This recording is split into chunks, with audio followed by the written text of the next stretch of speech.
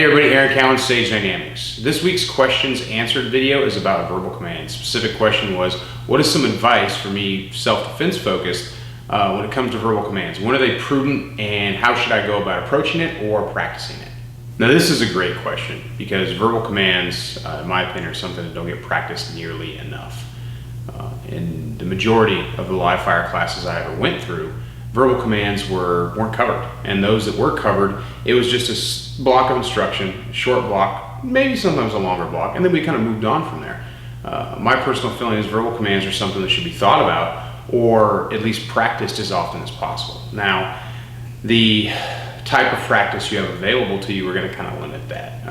Everybody feels kind of silly yelling at cardboard, but if that's what you have, then that's what you have. You at least need to have a plan when it comes to issuing verbal commands. Now, verbal commands is a very complicated subject. It's not complicated in the act of actually issuing verbal commands so much as the emphasis behind them, why we should use verbal commands, and how verbal commands may aid us in de-escalating a situation even if the necessity for drawing the gun has occurred. I've said it before, I'll continue to say it because it's the truth. There are 100 million plus possible variables that can go into any self-defense situation. Same number or greater for any lethal force situation where you've actually reached the point where you need to use or at least start to use lethal force, draw your firearm, what have you.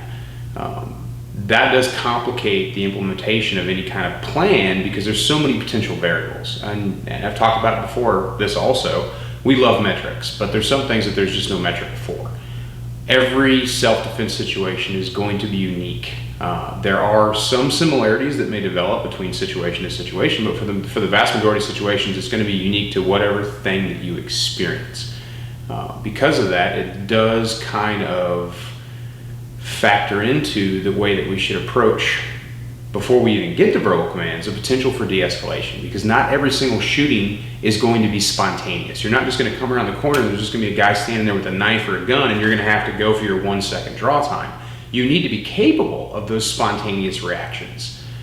But what's more likely, and I will say more likely because I think if you look at the evidence out there of the self-defense situations that take place, even those in law enforcement, not just those in the citizen world, you'll find that a situation develops before a need for self-defense necessarily occurs. So we do have 3 general categories. We have profit crimes, which is someone will approach you in the intent to rob you or take something from you by threat of force. Then we have personal crime. It can be a domestic situation, it can be a workplace situation, it can be a road rage situation, it can be a parking lot situation, you steal someone's spot. All of these seemingly small things can develop into very large situations where you may have to use lethal force. And then we have random acts of violence, such as your active killer situation. So again, I don't want to try to lump everything into categories, but those are 3 general categories that most situations are going to fit right into. You've got random act of violence, your active killer. You've got personal or passion crimes, which is, an argument developed or something like that. And then you have crimes of profit. So if there was 3 categories, what can we do before we even start talking about verbal commands, actually under threat of force issuing verbal commands, to actually de-escalate a situation? Random acts of violence. There's not a lot you can do to de-escalate that. If someone is actively killing people and you're in a position where you're threatened or you're in a position where you can immediately stop it, it occurs right in front of you, it's time to do work. So we can kind of set that category aside because there's not much de-escalation you can do. You can issue verbal commands. We haven't gotten there yet though. So that leaves us with our 2 categories. That leaves us with our profit crime, and that also leaves us with our personal passion crimes. So let's look at profit crimes first. A mugging. The cliche, let me get your wallet, let me get your keys, give me your cell phone. Someone is threatening you with force to take something from you. De-escalation for that, the only way that you can really de-escalate that is to comply. If they want your wallet, you can give them your wallet. You're not going to be able to necessarily talk your way out of that, and you'd be justified in not trying to talk your way out of it, if it makes sense. Because someone's threatening you with lethal force, you could pretty much go to lethal force at that point. If you're able, if the situation allows you to. If trying to go to lethal force is going to get you hurt, then you may want to consider just giving up that material wealth in exchange for not getting injured or not having to potentially risk serious injury by attempting to use force to protect yourself. Again, I would consider that a separate topic. We're not going to really go into that. That leaves us kind of like with our final category, which is those personal or those passion crimes. Metrics. Examples. If A, what should I do for B? That's where we run into, there's so many variables, it's hard to predict. I get this in classes all the time. There's black, there's white, there's gray. Someone will give me an example. What should I do in this situation?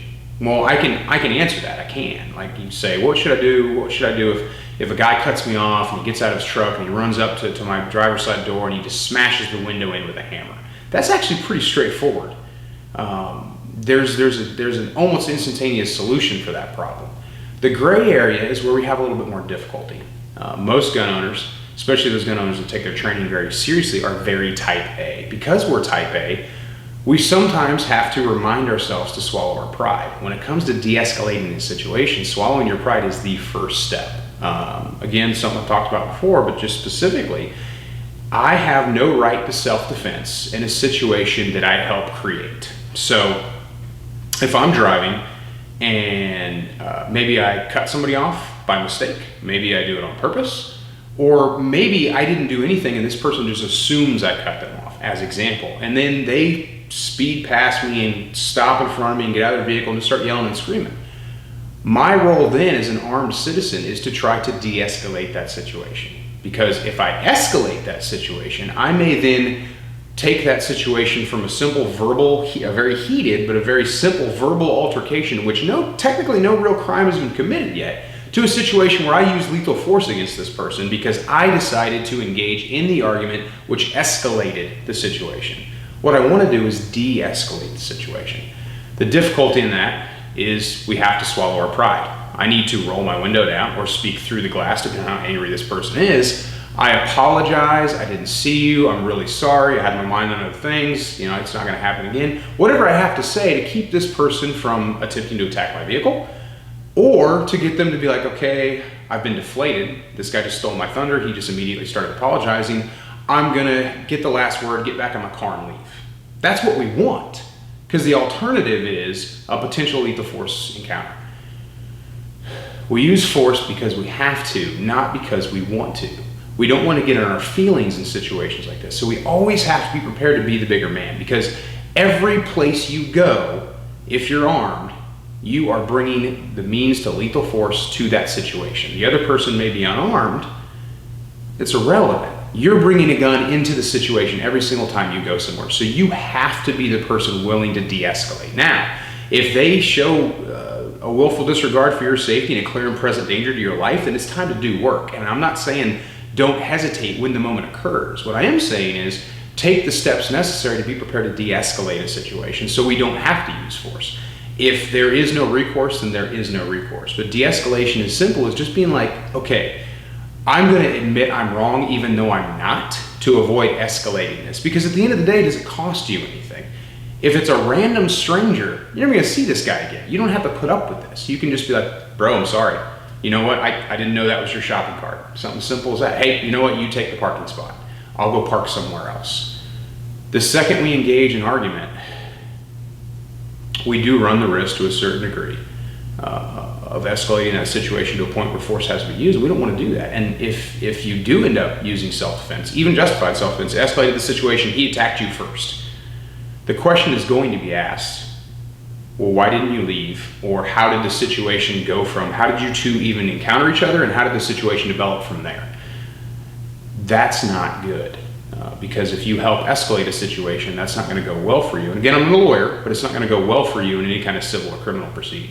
Now, if the situation is more personal, say it's somebody from the workspace, somebody you know, John from the office, maybe he's mad because he thinks he drank his soda or ate his lunch out of the break room refrigerator. Something flippant, something silly like that, or something significantly more serious. Maybe he thinks you're hitting on his girlfriend in the bar or something like that. These are more personal by nature, but at the end of the day, it's still a de-escalation situation. Take the steps necessary and do everything you can to try to de-escalate the situation. These types of situations are spontaneous in a sense, but they do have a development. And if it's immediate threat of force, then this conversation doesn't apply. But if it's an argument that starts to develop that could lead to a verbal and then a physical and then a lethal force encounter, We have to do everything we can to de-escalate that. And again, going back to the simplest way to do it is just be willing to be the quote-unquote bigger man, swallow your pride, apologize, do whatever you have to do to avoid the situation escalating into something that you really don't want it to go there. If de-escalation steps fail, or if they're not possible, remember we talked about 3 categories. So we have random act of violence or active killer situations. Then we have personal passion crimes, which is the one where de-escalation is the most likely. And then we have crimes of profit, where someone's physically trying to threaten you to take something from you, car keys, wallet, phone, what have you.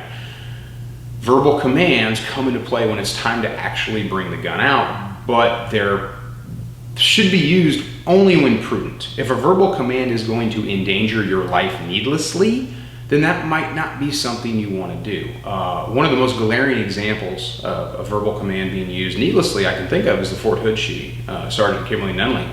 Long story short, she made contact with Hassan from the rear. She was behind him while he was attempting to either reload or fix a malfunction. Not really clear on that. Instead of just immediately putting in work on a guy who shown disregard for public safety, obviously he'd already killed people. There was evidence to that fact. And he was a clear and present danger to everyone's safety because there was no signs that he was going to stop killing people once he got his weapon back in service. Instead of immediately just doing work, she issued a verbal command. Hassan turned around and opened fire, and that's how she got wounded. Hassan wasn't actually stopped until later by Sergeant Mark Todd. I don't want to armchair the situation, but it passes the common sense test that had she not issued the verbal command and just did work, then she would have been uninjured. If we have to get in a gunfight, we don't want to survive it, we want to win it. I can survive a gunfight in a wheelchair. I want to win a gunfight, which means I don't get injured at all. So verbal commands when prudent. If a situation develops where I need to issue a verbal command, say I have a safe, comfortable distance between me and when I say comfortable, I mean relatively speaking.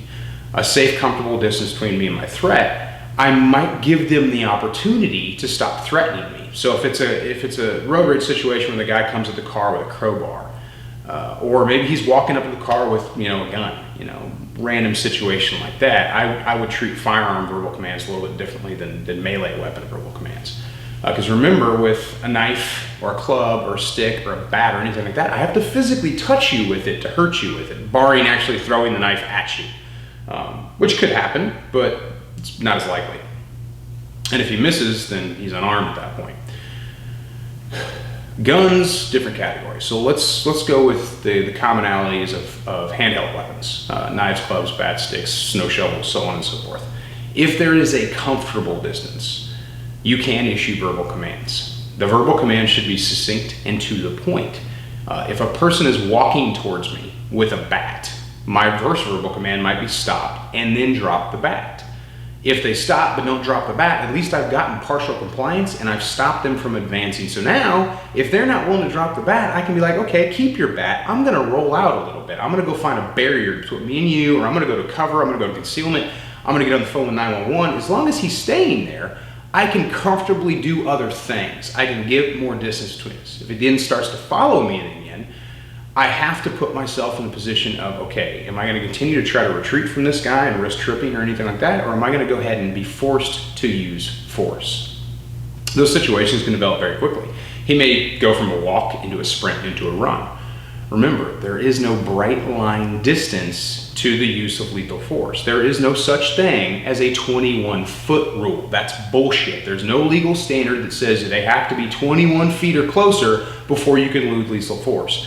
That is a internet, actually it kind of predates the internet, bastardized misrepresentation of the Tooler drill. You can do the research. The guy who authored the study, the Tooler drill, never once uttered the words 21-foot rule. 21 feet was the conclusion based on a study he was doing on how long it took an officer to clear a level 2 retention holster and deliver rounds on target before a running threat could get to him. What he came up with was 21 feet. That established no legal precedence for a bright line distance.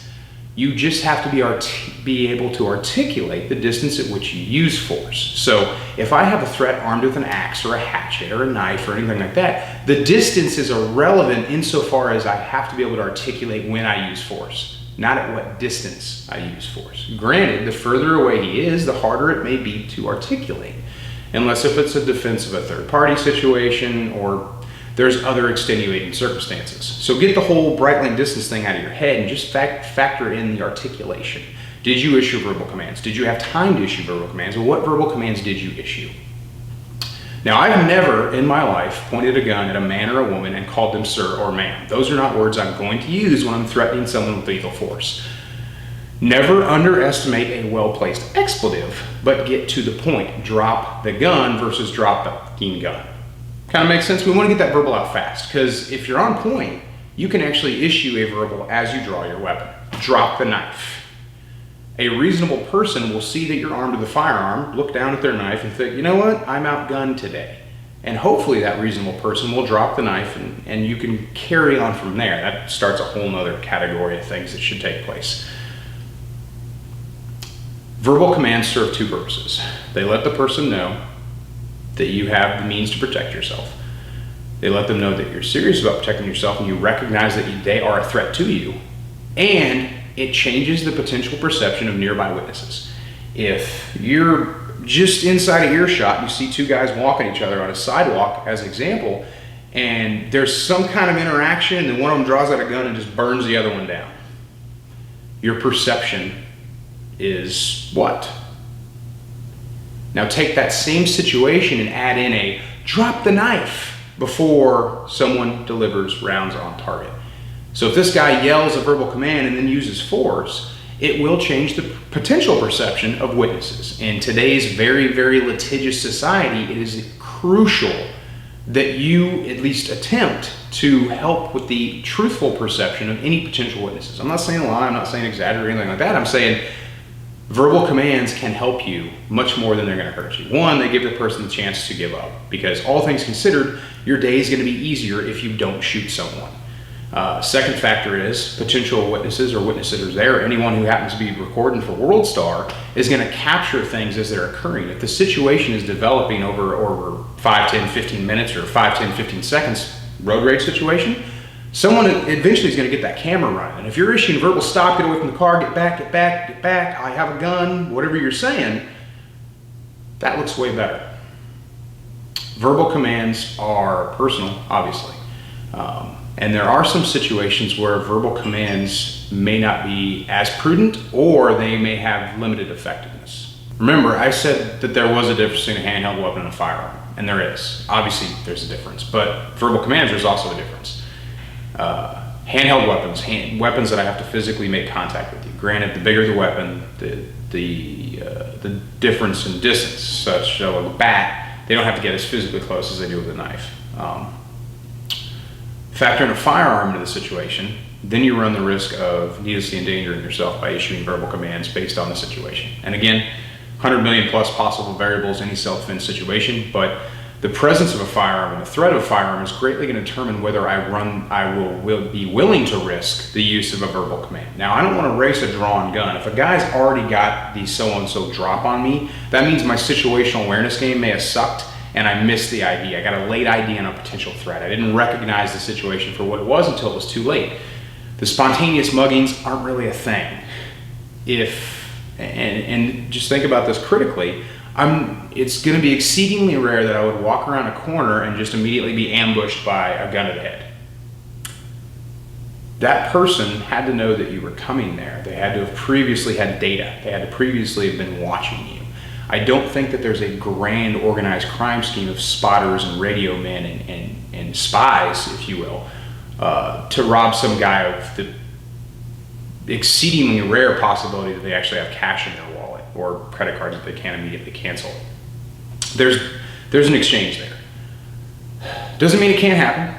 It is potentially, well, I should say it's possible for that situation to develop. But what's more likely is maybe you just missed something. And you can't really fault yourself for it because we can't be 100% code red or condition red or color red or whatever that is at all times. But it does behoove us to pay attention. Can't race a drawn gun unless you think you can. Personal decision based on the situation, based on your impression of the situation, impression of the threat, so on and so forth. If someone just kind of pulls up their shirt and shows me a gun, I may be willing to run it. It's something that I wouldn't necessarily advise to issue verbal commands to someone with a firearm, if that makes sense. If I'm able to get my gun out before he's able to draw his, I'm not going to say drop the gun. I don't have time for that, because all he's got to do is get the gun pointed in my general direction, press the trigger, and now I'm shot, or potentially shot. He only has to get lucky, and I'm not going to roll my dice on his luck. The threat of a firearm changes the situation greatly. Can you issue a verbal command to a guy who's just carrying a gun, or maybe he's getting out of his truck, he cut you off, he's coming back towards your car with a shotgun or something? Yeah, you can say drop the gun. And the time it takes you to say drop the gun, he can shoot at you. So you do roll the dice a little bit. Can you issue a command from, maybe you've got a position of advantage, maybe you've got some really good solid cover. Sure, issue the verbal command, but that's adding facts to the situation. So generally speaking, when faced with a firearm, I'm unlikely to use verbal commands unless the situation allows me to. Now, going back to what I said earlier when we were talking about knives and handheld weapons, in the time it takes me to draw my gun, I can issue a verbal command. I can say drop the gun, or drop the gun, in the time it takes me to clear my garment, draw my gun, present my weapon. By the time I get on my sights, or for me, by the time I superimpose my dot over where I want to shoot, a reasonable person would have had time to process what they're looking at and drop the weapon. If they didn't, then I start pressing rounds, because otherwise I'm going to get shot. The metrics don't allow for things like that in some degree, and it's something that's very hard to practice on the range, but the reality of the situation is it's very, very possible for someone to perceive that they're outgunned and to drop whatever weapon they're carrying. If he doesn't drop it, even after you've issued a verbal command, that's not your fault. Remember, verbal warnings are feasible. Unless you live in a state that requires you to give somebody time, and I don't know of any particular state in that other than states that require, duty to retreat, you're under no obligation to issue multiple verbal commands. And multiple verbal commands have to factor in what we call the law of diminishing returns. So two potential situations, for example, at the same time. A guy pulls his shirt up, puts his hand on his gun, says, give me your wallet. Or a guy pulls a knife out of his pocket, opens a blade, and says, give me your wallet. We'll use both of those at the same time. I'm able to clear my garment, get my gun out, get a good sight picture, drop the knife. Doesn't drop the knife. Take your hand off the gun. Doesn't take his hand off the gun. At what point am I going to use force? Drop the knife. He doesn't drop the knife. Now he starts walking towards you. Take your hand off the gun. He starts to draw the gun. Now, at what point am I going to use force? The more I say drop the knife, drop the knife, drop the knife, take your hand off the gun, take your hand off the gun, take your hand off the gun, what am I actually telling him? If I've said it once, and I've said it twice, and I've said it 3 times, and I've said it 4 times, maybe I've said it 5 times, the impression that I'm probably giving this guy is I'm not really willing to use force, especially if I'm issuing these verbal commands and I'm taking no action whatsoever to remove myself from the situation. Again, we haven't factored in what category the crime falls into, but the fact remains, the more I say something and the less I don't back it up with a conditional punishment, the less likely that person is to believe that I am serious. There's no guarantee to that, of course, but I can tell you right now, if I threaten to shoot somebody 4 or 5 or 6 or 7, 8 times, and I don't, that's going to embolden that person. And remember, you're dealing with a criminal element that might not necessarily be afraid to have guns pointed at them. My personal experience, I've dealt with criminals in that nature where they're not afraid of guns. Some of them have been shot before. It's not something that's going to work. The criminal element has sometimes a very unique mindset when it comes to being threatened with force, and sometimes they don't care if you're pointing a gun at them. They're going to continue to try to get what they need to get. It's nothing personal. They're just at work. That's their job, to take from you what they want.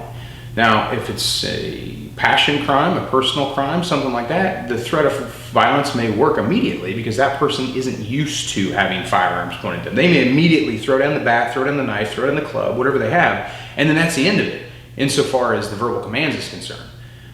But if you're dealing with a hardened criminal, and I know that's a cliche, but they actually do exist, and they are not afraid to have guns pointed at them. Now there's another factor that we have to think about. If I'm a criminal, and I'm threatening someone with force and they pull a gun on me, my job just changed. It went from this guy looked like an easy meal, so I'm gonna get his wallet or his phone or whatever, to I need to shoot this guy so I don't die. They go into a self-defense mode too. Now you're the only one in the situation who's gonna be legally justified, but that doesn't remove from the fact that they are going to go into a self-defense mode. Just as your sympathetic nervous system activates and you go through the fight, flight, or freeze, they're going to do the exact same thing. And truth be told, if this is the type of person who's had guns pointed at them before and has dealt with violence most of their life, they might be ahead of the power curve when it comes to dealing with that stress. So you definitely have to factor in the potential for your show of force to escalate them to use force or attempt to use force. Even though the first thing out of your mouth is take your hand off the gun, they may be like, oh my God, this guy's got a gun, and then he's gonna draw his. Again, 100 million possible variables go into this. I have to use examples because it's the only way to really talk about this. But a lot of the examples are going to be so generic because the things that we can't talk about are your perceptions, the environment, time of day, time of night, where you came from, parking lot, like just down to the very minutia to where, like, did you see this guy following you? What are his facial expressions like? What is he wearing? What are you wearing? Like, all of these things matter because the situation is going to be so unique that it really underscores the fact that there's so many possible variables that can go into these situations. But my advice for verbal commands is when prudent. And when you do issue verbal commands, be forceful. Never underestimate a well-placed expletive, and be prepared to immediately carry out any conditional threat given if the verbal command isn't obeyed. If I say drop the gun or I will shoot you, I have to follow through with that. The only way I can't follow through with it is if the situation changes or if I'm not justified in using force in the situation. I can't really think about how you wouldn't be, but if I've exhausted all legal remedies, I've met the standard for the use of lethal force according to the law set forth, and I issue a verbal command, which I'm not legally required to do because the law recognizes that verbal commands aren't always possible, then I have an obligation to use force once I've given that person a reasonable chance to stop threatening my life. Drop the gun or I'll shoot you. If they don't drop the gun, it's probably time to go to work. I'll close with make every reasonable effort to avoid the situation. And we talked about in the beginning, I wanted to talk about de-escalation before I talked about verbal commands. Even though I could have made them two separate videos, it's the same topic. If we have to use verbal commands, be forceful, use your outdoor voice, be specific. If they don't work, use force. Because if a verbal command doesn't work, then you kind of have to use force, unless you find a way out of the situation in another way. Hopefully, as the situation develops, just the threat of force on your part will be enough to stop the situation. If the situation doesn't allow for a verbal command that's prudent, maybe you shouldn't attempt to use one. I gave the example from Fort Hood of Sergeant Nunley. In that situation, she wasn't legally obligated to use a verbal command. And in doing so, and again, I don't want to armchair it too bad, but all signs point to that's why he was able to detect that she was even behind him, turn around and open fire. Again, that's only one example. I don't want to use just one example to paint a broad picture, but it stands to common sense defense of a third party. If this guy doesn't know I'm there and I'm legally justified in using force to protect the lives of other people, why use a verbal command at all? Now I'm going to needlessly endanger myself. Again, probably the topic of a totally separate video should I get involved, and maybe that's something I'll talk about in the future. But getting back to verbal commands, when prudent, just like the law says, use verbal commands when prudent. Do not count on the verbal command being effective. Just like the firearm, saying drop the gun or saying drop the knife that's not a magic word. It's not a wand. It's not instantly going to get compliance. You are going to potentially be dealing with someone who's not afraid of you, even if you do have a gun, or they're immediately going to go into a self-defense mode and try to attack you, try to more enthusiastically attack you with whatever handheld weapon they have, or draw their own gun, or if their gun's already out, then begin to shoot at you. Through really no fault of your own. So verbal commands, keep it simple, be specific, give conditions for non-compliance if you want, and finally, and probably just as important, if they comply, be prepared for that. In my own personal experience, I once worked a situation where a fellow officer said, come out with your hands up, literally the very cliche, come out with your hands up. And the guy immediately walked out of the room with his hands up. And this particular officer didn't know what else to say. He kind of had a stutter there. He just kind of skipped. He vapor locked, and it took him a few seconds to be like, get on the ground. Which he then proned him out in the doorway, which is like the worst possible place to prone someone out if you're trying to, handcuff them. So have a plan for compliance. If they drop the knife and it's a profit crime, you've never seen this guy before, what's the next step? Get him away from the knife before you prone him out. That's a good start. Are you going to secure him? Or are you just going to hold him at gunpoint? If he gets up and runs, what then? Get your phone out, maybe get some pictures of this dude if you feel capable of one hand while you're working your phone.